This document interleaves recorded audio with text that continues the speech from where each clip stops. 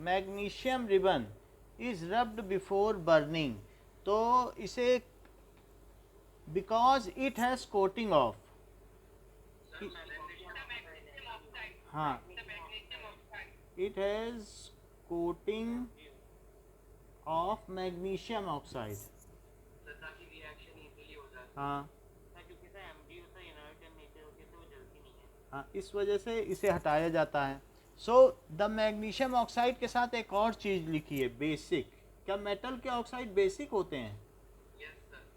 तो which of the following statement is correct for the given reaction. एक reaction दे रखी है और 4H2O एंड Fe3O4 और प्लस 4H2, तो इसमें कुछ बातें कही हैं कि water is getting reduced, water is getting reduced, फिर कह रहा है कि आयरन इज गेटिंग ऑक्सीडाइज्ड,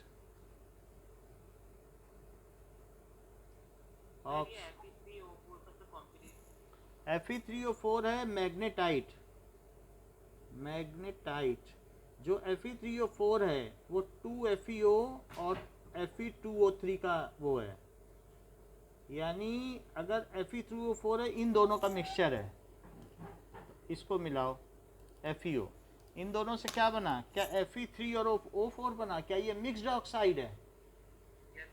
तो ये चीज है Fe3O4। तो इसमें ये पूछ रहा है आयरन इज गेटिंग रिड्यूस्ड, ये water is getting reduced, iron is getting oxidised and Fe3O4 is getting reduced.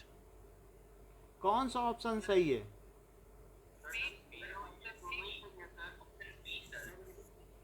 बोलो कौन कौन सा? ए और बी। जो उधर वाली चीज होती है वो कुछ नहीं होती है, और इधर क्या वाटर में से ओ निकल रहा है, और आयरन में क्या हो रहा है? ऑक्सीजन जुड़ रहा है, तो आयरन का ऑक्सीडेशन हो रहा है और वाटर का रिडक्शन हो रहा है। बात तो डी ऑप्शन है, तो उसमें यह है बोथ ए एंड बी, तो वो चीज़ है। बट आपको जानकारी के लिए अगर ऐसा ऑप्शन आएगा तो ये दोनों ठीक है, ठीक है, ऐसा ऑप्शन दिया है कि which is correct, A B correct है कि ए बी सी करेक्ट है कि बी सी करेक्ट है, तो वो आप अपने ऑप्शन में लिख लेंगे। Now next is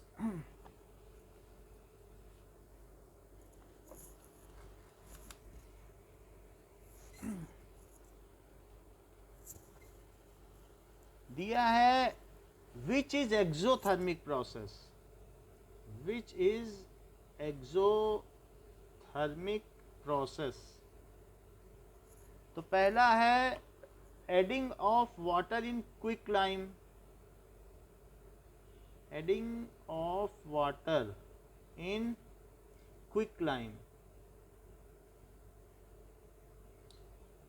next oxidation या rusting, rusting of iron. C tarnishing of copper, और डी है ऑल ऑफ अबव।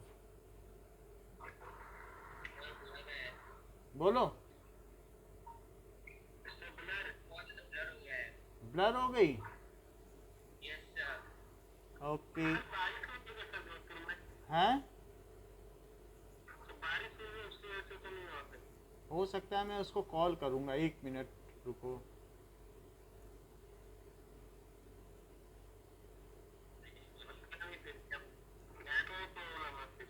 हाँ 1 मिनट, इट इज लास्ट, एक बार और देखते हैं। कुछ ठीक है कि सही है ना? देखो नेटवर्क चेंज किया, आपकी अगर होगा तो फिर यहीं पे फिर क्विट कर देंगे। बताओ इसमें कौन सा ठीक है? Adding of water in quick lime की ये, कि सारे सही हैं?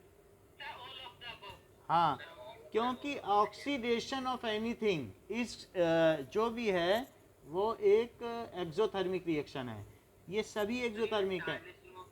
टार्निशिंग ऑफ कॉपर है, जैसे कॉपर है तो कॉपर में अगर मान लीजिए वाटर की प्रेजेंस में और CO2 की प्रेजेंस में ये टार्निश हो जाता है, CuOH होल ट्वाइस CuCO3, इसको कहते हैं ग्रीन रस्ट, उसकी चमक चली जाना।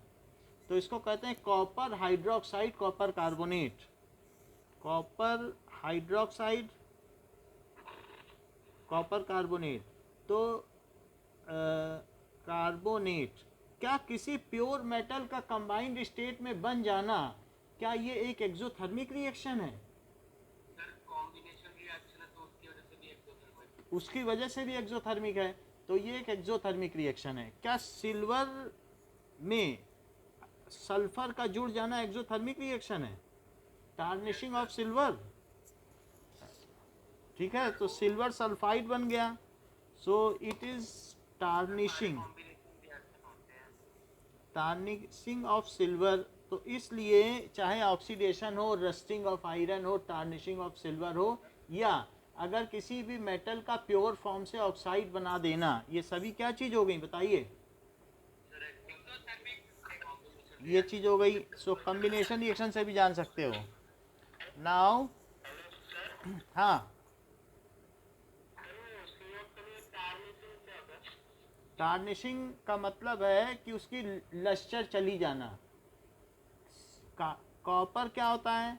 शाइनी ब्राउन होता है, और अगर वो ग्रीन रस्ट बन जाए, कॉपर पे जंग लग जाए तो टार्निश हो गया। क्या उसमें अब लस्टर रह गई?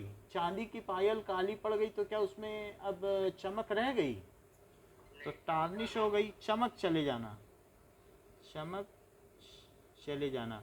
Oxidation is which reaction and reduction is which reaction? Oxidation is this reaction, कौन सी एक्सोथर्मिक है और कौन सी एंडोथर्मिक?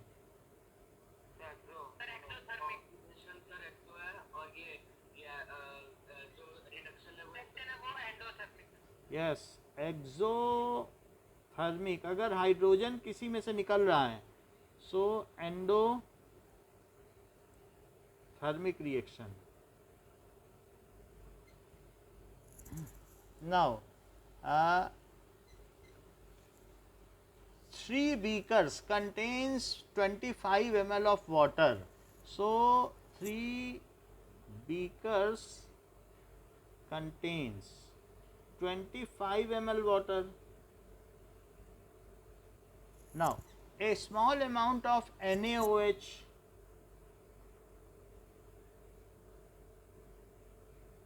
एक में NaOH डाला गया, एक में CuSO4 डाला गया, एनहाइड्रस। एनहाइड्रस का क्या मतलब होता है? क्या वाइट कलर का? हाँ, और नहीं तो ब्लू हो जाएगा अगर हाइड्रेटेड हो जाएगा। और and NaCl is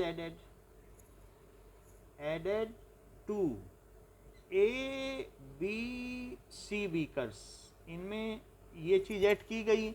it was observe that there is increase in temperature of beaker A and B.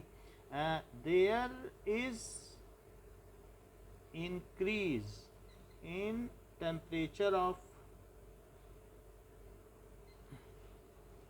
beaker A and B, जिसमें NaOH और CuSO4 डाला गया है। Where is in C? That temperature falls, whereas in C temperature यानी वो cool हो गया है, फॉल्स या कूल्स डाउन। तो अब इसमें ये बताया गया है कि A and B are exothermic while C is endothermic। क्या सही है? तो यही सही है। तो ये आपसे पूछा जाएगा कि जिसमें एंडोथर्मिक है उसने सोल्यूशन से ही हीट ले करके वो रिएक्शन हुई है। तो NaCl अगर डालोगे किसी में या चीनी डालोगे तो क्या पानी ठंडा हो जाएगा? चीनी का घुलना या नमक का घुलना एंडोथर्मिक है।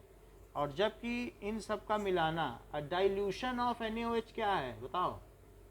क्या एक्सोथर्मिक है? बिल्कुल गर्म हो जाता है। और इस तरीके से हाइड्रेशन अगर किसी का होना है तो भी एक्सोथर्मिक है। Now give the ratio of hydrogen and oxygen,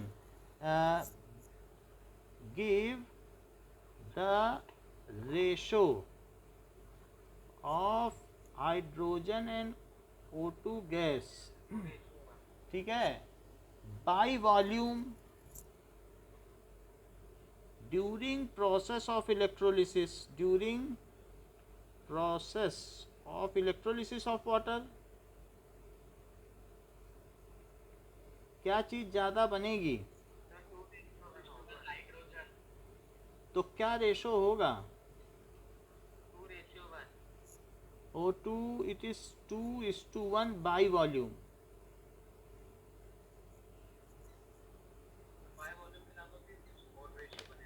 क्या?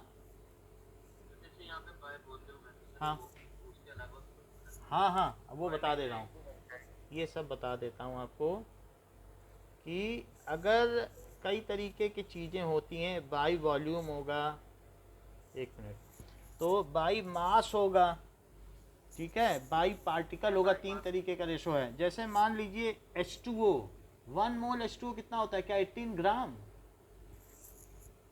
देखो मॉलिकुलर मास ऑफ H2O कितना होता है? क्या 18U? हाइड्रोजन का मास क्या होगा बोलो? Mass of H atom,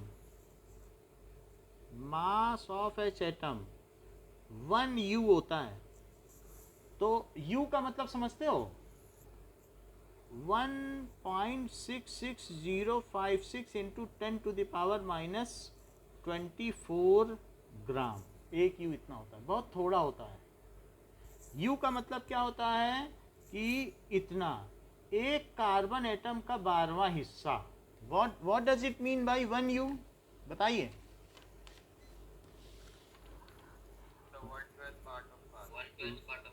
1/12 of mass of carbon atom. तो जब हम इसमें 1/12 करेंगे और कार्बन का जो मास होता है 19.9978 इंटू 10⁻⁻24 ग्राम है, तो इससे 1U कितना आ गया? 56 इंटू 10⁻⁻24 ग्राम। वास्तव में 1U एक प्रोटॉन का भी मास है। अच्छा, 1U पता चल गया। हाइड्रोजन का मास कितना है बताइए? Okay, now if it is blur, so we will continue in evening at 5 o'clock, ठीक है? हो सकता है तब तक नेटवर्क ठीक हो जाए। ओके हाँ, 5 o'clock में हम 5 o'clock में करेंगे, थोड़ा सा ये चैप्टर करेंगे और फिर उसके बाद वो दोनों कर देंगे, ठीक है? हम उसमें नोटिफाई कर देंगे, 3 पार्ट में स्प्लिट कर देंगे, बता देंगे आप। तो आप कह रहे हैं ब्लर है? स्क्रीन ब्लर है तो मत करो, ज़्यादा स्ट्रेस देने की जरूरत, हम फिर से इसको कराएंगे, ठीक है? शाम